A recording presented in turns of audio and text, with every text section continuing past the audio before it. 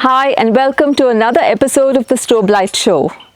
Today it's WFH Day for the Strobe Lights team, and that's not work from home, but it's actually working from a hill, or to be more specific, working from Hutridurga, a trekking destination that I'm told is not very commonly known among trekkers. Point to be noted, we at PeakAlpha not only give you sound financial planning advice, but we also tell you which are the trekking destinations near Bangalore and all the fun spots.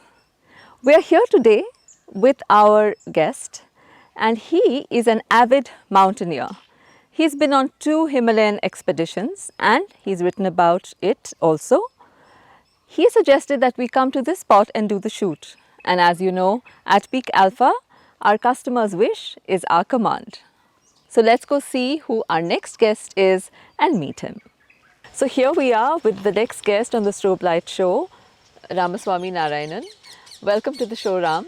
Thank you for having me. It's great to be out on a fabulous day. So have you been here before on this trek? I think have been here before is an understatement. I think I've been here so many times that I probably can walk blindfolded on this terrain. Okay, so how, tough or challenging is this trek? I'm sure it's not at all after your 2 treks, Himalayan expeditions. Yeah, so the little nugget in terms of this hill itself, I think this was one of the Navadurgas or the 9 forts that was constructed by Kempegowda. What drew me here was not the history. It was just because in COVID times all the other usual hotspots were closed. I see. So I really needed to find something to sort of, trek, and I found this to actually be a fine balance between the level of strength that I needed to build in terms of its difficulty, but it's also got some fabulous views. So talking about adventures, you've done 2 Himalayan expeditions. Your latest was to Mera Peak. And how high was that? So Mera Peak has got different measurements, but Okay. I'll say officially 6470 is the latest in terms Okay. of meters. So that is approximately about 21,000 feet. Okay, so 6,000 odd meters above sea level, and the Everest is about 8,000, right? Correct, Yeah, 8,800. 8,800. Yeah. So is that going to be your next destination? I don't know. So 2 years from now, definitely on my bucket list is an 8,000 meter peak. Okay, But I'm not quite sure if it's going to be Mount Everest or not. okay, let's hope it is. But what got you started into, exploring, trekking, and, going off into the mountains? Interestingly, I think it was boredom. So I got to rewind a little bit. So 2001, 2, when we were living back in the States, so my wife decided to take a slightly longer vacation with my son back to India. And so I had nothing much to do, and then I chanced upon a bunch of guys who were living in my apartment who were actually into a lot of climbing and things.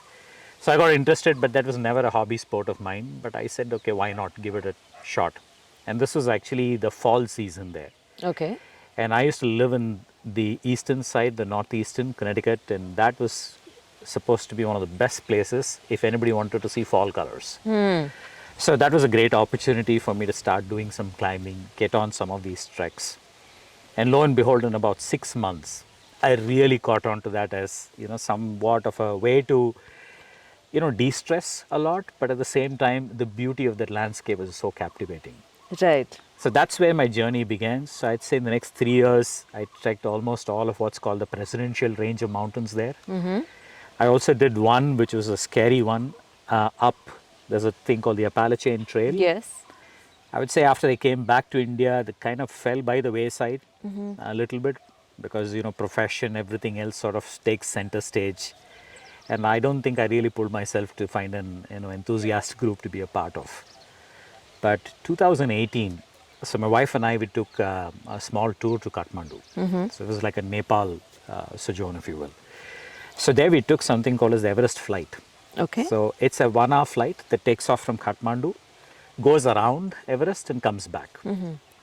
And that flight, for some reason, just changed the whole, perspective. And I said, I've got to be here for some sort of a climb. And that's when I decided I wanted to do the Everest base camp, because that's when I knew that there was a trek of that nature. Right. And in 2019, I was back on the mountains. So Ram, considering you got back to climbing mountains and trekking after a break, you said, how did you train for it? Is there a specific kind of training to, go into the mountains and last on a trek which is for 15 days or so? Yes, there is. And I would say from a fitness standpoint, you don't really need to do a lot of specialized training, but basic endurance is a must. So I probably want to talk about my preparedness across 2 treks. So the first time when I embarked on the Everest Base Camp, so I thought all you needed to do was, really walk, because that's all it is. So I used to have these crazy drills where my wife would drop me off 25 kilometers from home. Wow. And I would let her go, and my motivation was she would leave with my wallet so that I don't cheat. And then I would actually walk that entire 25 kilometers back with a backpack. Okay. And I did that for some time, and I felt good saying, okay, this should be good enough.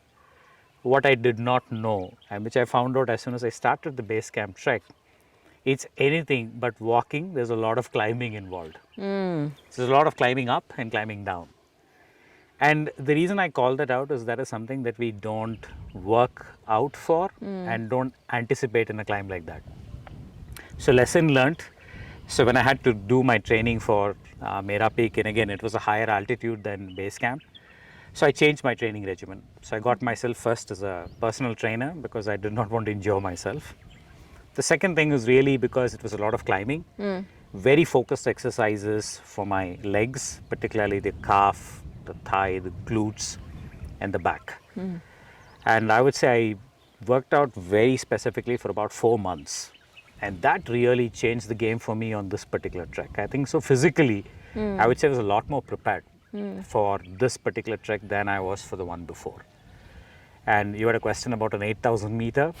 I think that's a whole new ball game, because that will involve a lot more of climbing, which means your entire body will now start coming into, use. So there's a lot of ice hack use. You got to pull yourself, your body weight by your hands. So I think it'll be a completely different type of training when I start training for that.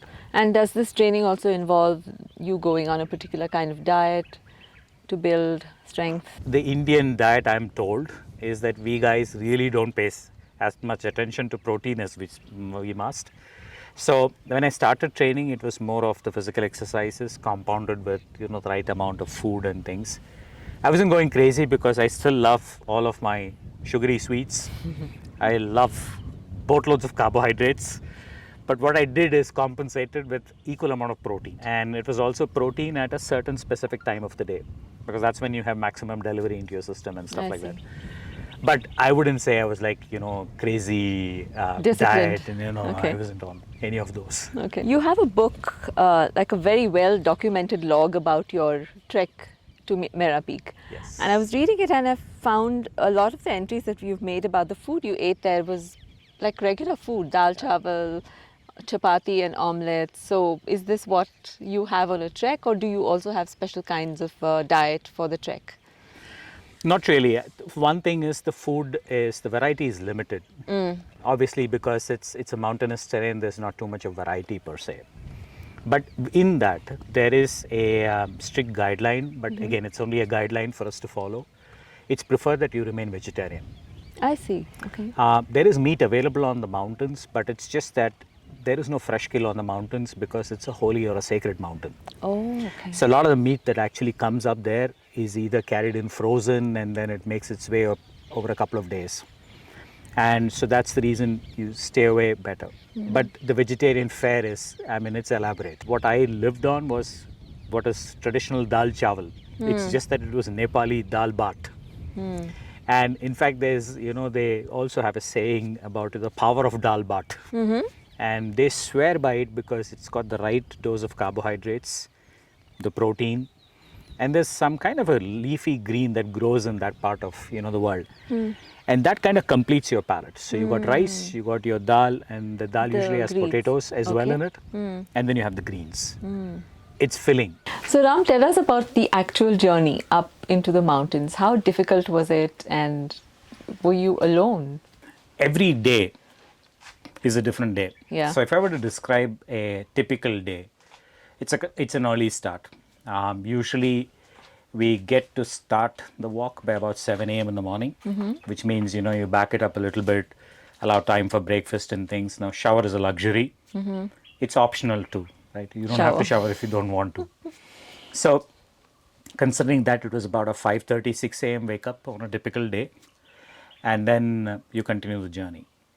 So, different parts offer different challenges because in some cases, like for example, on a particular day, in that single day, we had to ascend almost about 1800 to 2000 meters. Now, that's a very steep climb, and then you descend back. So, that particularly was a very interesting day because there's a lot of climbing that's going on. Otherwise, for most of the time, it's about a 6 hour walk, if you will, with breaks for lunch and things like that. Now, loneliness, right, or company for journey. Now, when I started off, apparently there were two other people that signed up, but I don't know if it was true or it was just a motivation for me to sign up. I did. I ended up being a solo trekker. So, which means it was myself, I had my Sherpa, and I had a porter. Well, three is company, but for most part, I mean, because I'm the only traveler there, the first 4 days of this trek, I did not see anybody else on the trail. Wow. So unnerving at first because you're not kind of, expecting to do the walk by yourself. Although the walk is something you have to do, just by yourself, even if you're in company. But not meeting anybody else on the trail was a bit of a challenge. And I think compounded with the fact that I had zero network connectivity. And this is a very funny thing because, we are used to whipping up, at least I am, every half an hour, whip up my phone. Yes. Because I think I'm very important. People keep sending me messages, or that's the impression. So I keep looking at the phone and there's nothing because there's no connectivity. Yeah. So it was almost of a withdrawal symptom of, ping on social media and what have you. Along with that, the fact that you have nobody else to speak to other than, of course, the occasional banter with the porter and, the Sherpa. But after 3 days or 4 days, I really started enjoying the fact that there was nobody around. Because now I was actually paying a lot of attention to stuff and things like that on the trail, little things, and which, there's a lot to describe. But the day progresses where you kind of start off, it's a heavy breakfast because that's probably the first meal. That's going to see you for the first 2-3 hours. And then you make a little stop. There's plenty of water breaks along the way. Water is an essential. At about 11 o'clock in the morning, typically is when you break for lunch. Sometimes earlier, depending on how much of ground you've cleared and covered and how tired you are. So around 11, break for lunch. It's about a half an hour to 45 minutes for lunch and just rest a while. And then the trek sort of resumes. Usually the target is by about 3 p.m., between 3 and 4 p.m., you reach that next stop for the day. Because it does start getting a little darker sooner. Right. And you don't want to be out there because the wind starts getting a little bit colder and stuff like that. So about 3 or 4. So that's an average day. Now there's one particular day which is summit day. Now that was the most interesting day because the wake up and the start to the trek was 12 midnight. Wow. And I think it's also partly because the Sherpa kind of understood my capability, if you will, on the trek. He said, well, for average people, Ram, don't worry, it's about 5 hours. You will make it in 7. So you can imagine that I didn't particularly pass that test. So we said, okay, let's get an early start. But that one day was 18 hours of walking. Wow. And that was something that the pain of it I did not feel, just because of the exhilaration of reaching summit and the view and all of that stuff. But once I came back, I think I just crawled back into the lodge and I just plunked. And I think 11 hours straight, I did not wake up. Wow. So that was the kind of fatigue that, I took on that particular day. Generally, peaceful days. Right. Yeah. So you've told us how you prepared for it in terms of building strength and endurance and, researching where you're going to head next. But is this a very expensive hobby to have? It depends. Now, this is an interesting. Now, one thing is there's all kinds of tour operators. Right. I'm sure even if you look at anything in India or anywhere else, I mean, you can do a vacation. I mean, these days, YouTube is, rich with go to Vloggers. Maldives in 15,000 rupees. They Yeah. don't tell you where you are living. Yeah. So, and then you have similar things even for, these kind of expeditions. But what I prefer to look for in an agency is reputation in terms of how long have they been in operation. The second thing is their staff. Are these certified guides? Because these guys must have something called as the Nepal Mountaineering Association. So that's like a body, a quasi-government body that kind of gives permits and accreditations to these people. The third thing is how much emphasis they have on safety. See, at the end of the day, I think they make us sign an undertaking saying you are solely responsible for the loss of your life. I have nothing to do. And we all sign it blissfully because that's something that I chose to do. Right. But that notwithstanding, I think the ability for the company to look for your safety. So when you take all these parameters, the range sort of gets to a slightly different level. And I'm not talking about luxury because there is no luxury in these treks. It's very basic accommodation. You could pay whatever you want. You're still going to sleep on a wooden cot that's sitting on a rocky, floor. That's it. That's luxury. So for me, particularly for this particular trek, all put together, an expense was about, 2.5 lakhs or thereabouts, which included my flights from Bangalore to Delhi to Kathmandu. And then there's a package fee that I pay the agency. That's Kathmandu to Lukla, the entire 14-day affair, back to Kathmandu, all expenses, food, lodging is all covered under that. And they also include some specialized mountaineering gear. Okay. So I had my trekking shoes, which were the typical ones that you get in, Decathlon. I mean, that holds up to a certain altitude, but after that, it's all snow and ice. And so they give you these crampons.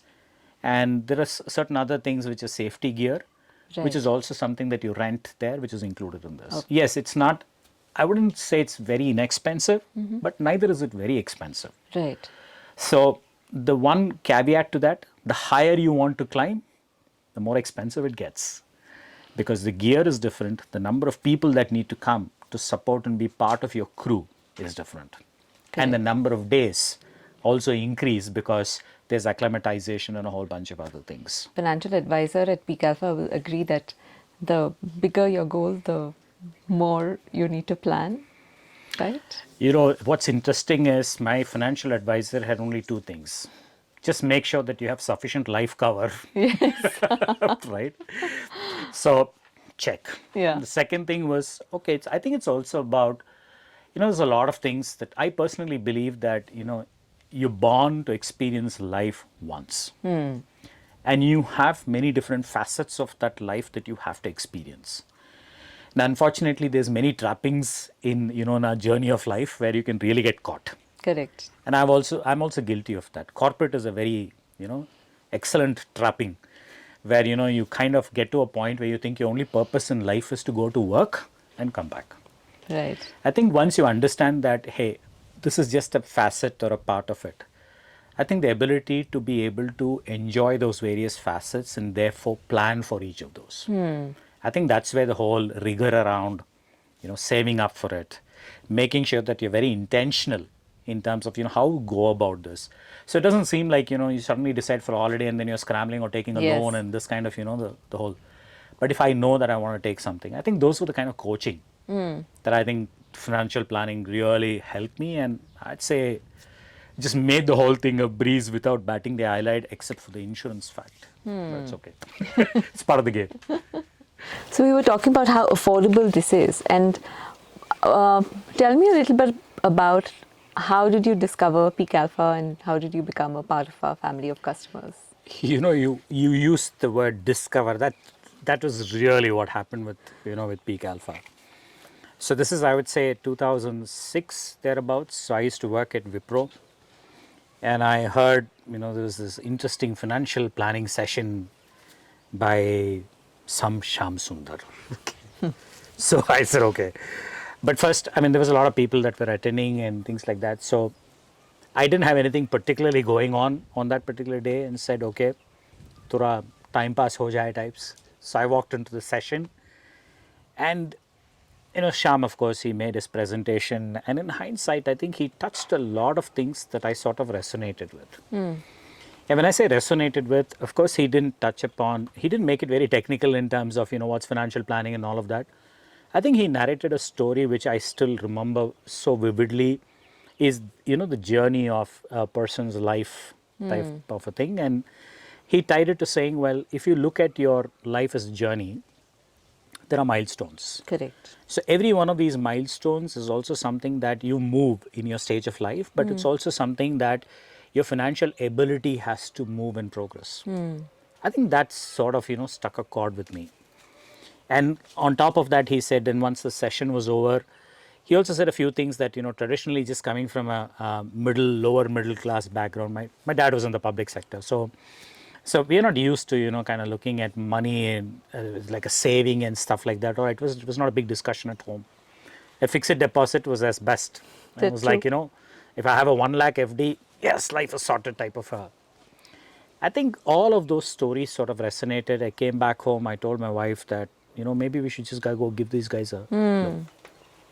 In those days, there was an office on Lavely Road, and there was a building that was like a maze. You go in and you climb up, and eventually we reached the office. And there was Shyam. I don't remember if Priya was there or not, but Shyam and I think one of his very early employees, a chap called Ram Kumar, tall guy. And because the reason I remember is I was really looking up to him, quite literally. So we sat down, we had this conversation. It was a 45-minute conversation. Two things that happened is, one, somewhere, and sometimes you get this vibe. You meet some people and you're like, Tura, I don't know what you're telling me. I don't even know if I want to believe you. And the second is, you really strike a chord and you say, makes sense. And I think this is somebody that I can trust. I think that's where we sort of said, okay, and we really took baby steps. That's the start of PeakAlpha journey. And, coming to think of it, it's 16 years now. And I would say that's probably one of the best things that happened to us in terms of just looking at how we manage finances as a family. Right. And, I would say it anywhere. I think anybody for that matter. And I think he came at the right time of our life to, make that whole discipline of financial management a way of life for us. That was the journey, actually. So it looks like you've been part of the PeakAlpha family since we started. Quite literally, I've seen the organization grow. I've seen, a lot of the teams sort of come in. And I think not only that, I've also seen both, Shyam also grow as an organization. We've been through every single award the company's won. Right. And the second is also in terms of every stage of our life as we progressed, the kind of counsel, the kind of discussions. I still remember we used to have some review meetings that, nobody would actually categorize as being a pleasant one. Is because, we'd have a lot of questions. And what I really found is there was a conversation. If there was a decision, and I remember this one particular thing where we said, I may want to buy a second home. I want to buy a flat. And this whole thing, and especially in this part of the country, your wealth is how much land or a building it is in. And Shyam used to keep telling us one thing, saying that, look, if you're going to buy something in which you want to live in, it's fine. Otherwise, I don't know if you want to. And second is, you may like a particular space today. Well, your fancy for that place may change, and then you're left with something. So while he said a lot of these things, it was more in terms of, why do you care? You're managing the money, so you should be helping us, pull. But I think a lot of those things very patiently explain the rationale. I think that's an approach where we've seen. Yeah. It was never like a status update and, a typical thing that happens. It was conversations. I think that's something that continues till date. I've seen my kids, my son is out through college. Second one is hopefully going to go somewhere and get out of college. And I think we are doing everything that, we wanted to aspire as a family to do and enjoy, quality of life. None of this without, sound planning, I would say. Absolutely. Yeah. Yeah. And I'm picking on one word that you use, conversations, about how it impacted you. And you also have something called the art of conversation, right? So tell us about it. What is it? Is it a club? So it's funny. So the genesis of the art of conversations started off when I and a colleague who used to work with me pretty closely. So we stepped out for, grabbing a bite. And it was like any other normal day, but I think particularly when we were there and we were, we ordered our food and were waiting there, the one thing that both of us very quickly noticed was the amount of people around us and the accompanying silence. Because most of the people there, although they had come in groups and stuff, everybody was glued onto their cell phone. And I don't know, it just sparked a conversation, if you will, and said that, look, I think, why are people even here if people have to look at their phones and things like that? So one led to the other. We said, okay, is it that the whole conversational element, ability to hold conversations, is that becoming a dying art? Right? And how is this going to, change, and what can be done about it? And I think that one conversation on that day made me come back and said, now there's a choice, right? You can be a bystander and say, well, what can we do about it? Or the second is actually do something about it. So the do something was the initiative called the Art of Conversations. And simply put, the idea is to instill a thought in people to say, look, a conversation is something that you have to be intentional about. So slowly we sort of honed in on one thing that I think is extremely important in this time and age is conversations within the family. And that's where I thought that it will actually be of benefit if I focus on that element of conversation within the family, and particularly between the teen and young adults in the house and the parents. And that's what the Art of Conversations is. So there's a website, it's called, theartofconversations.com. There's an Instagram handle, there's a Facebook page. Again, this is not about followership. And we don't care about, how many K or M followers. If somebody thinks that they're benefiting from the message and they take one thing away and practice it at home, mission accomplished. Right. Yeah. So that is the Art of Conversations. Okay. So Ram, you've written a book about your Himalayan adventure. So tell us about it. Did you intend to write one, or did it just happen organically? No, I did not start out with the intention of writing a book, but here's what happened. There's a bucket list. I have a bucket list of things to do. And one of those things is write a book. And so my journey was in the month of September. So sometime in the month of May, I actually took a course in one of the online platforms about, creative writing. And trust me on this one, I can write proposals, RFP responses and what have you, but creative writing is just not in my, vision. So what I did is, as soon as I took this course, there was a few exercises that really got me hooked into this process of writing, if you will. So I practiced, I started writing, I really enjoyed that process. And that's when I was getting closer to Trek Day. I said, well, maybe it's a good idea if I start journaling my trek. Even then, it was not very clear if I wanted to publish the book, but I said, well, at least capturing those experiences so I can decide what to do. But as I started journaling every day, I think that urge of, seeing it being published as a story for somebody else to read, I think that really grew strong. So as soon as I finished my trek, came back, took another month or so to develop the manuscript. I'm a first-time author, obviously, so I had to figure out how does the space even work. Right. So then, went into some self-publishing sites and all of that learning experience, and then eventually the product was, that book. The intent really was, twofold. One, I knew once I come back, a lot of my friends are going to be curious, and one is I think I didn't want to repeat the story over and over again. Right. The second, I really wanted to also document this because I think it's a lifetime experience. Of course. More importantly, I didn't want to feel that my children, felt like my dad was a bloody boring guy, At some point, when they pick up the book, they can also say that, okay, this was also another aspect of his life. And maybe a few years later, when I pick it up, I think it's a great way to, so reminisce and live through some of those moments. And that's why the book is also, it's in very much a daily journal format. Right. Because I really wanted it to be my experience. It's how I experience the entire trek as an individual and not make it like, a popular commentary on just the place and the trek. Yeah.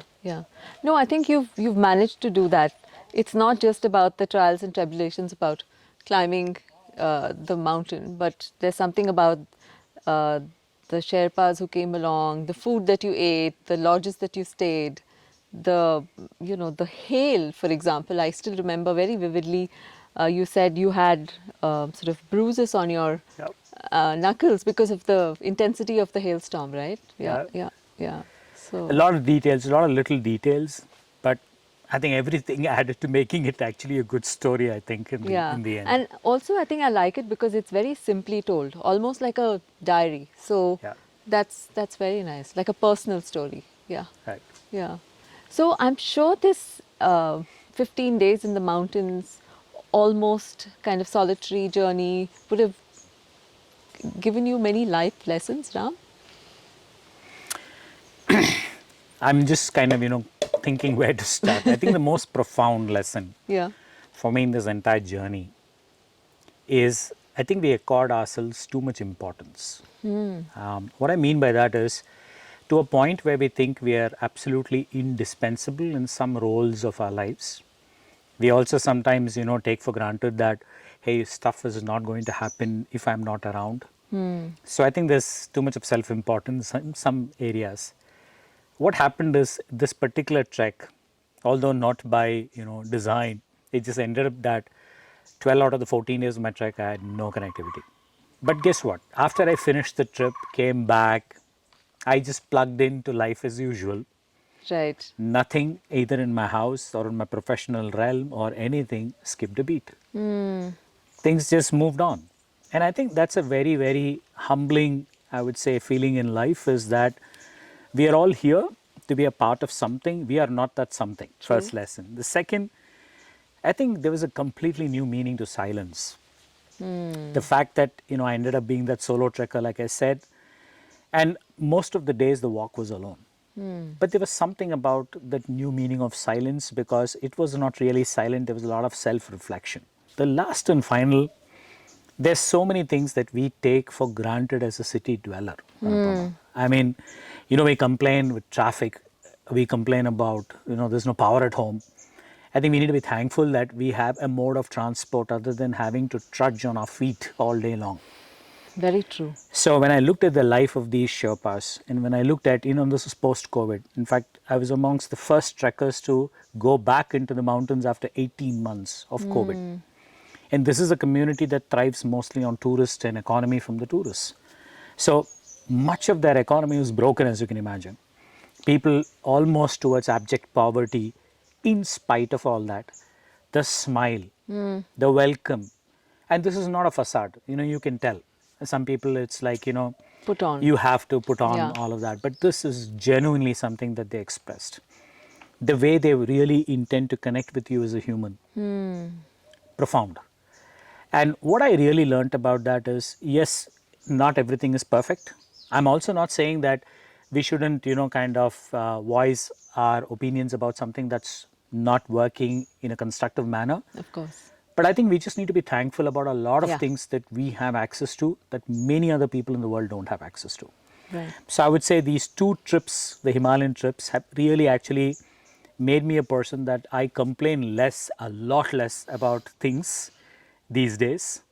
Not because it's the chalta hai type of Of an course. attitude, Yeah. but Yeah. it's just out of gratitude that I at least have access to things that are luxury in other people's lives. So I think these three, amongst many other, I would say, key learnings. Amazing. And I can't imagine what your learnings are going to be in your next trek, which is probably going to be at a higher level. I think it'll be survival. Okay.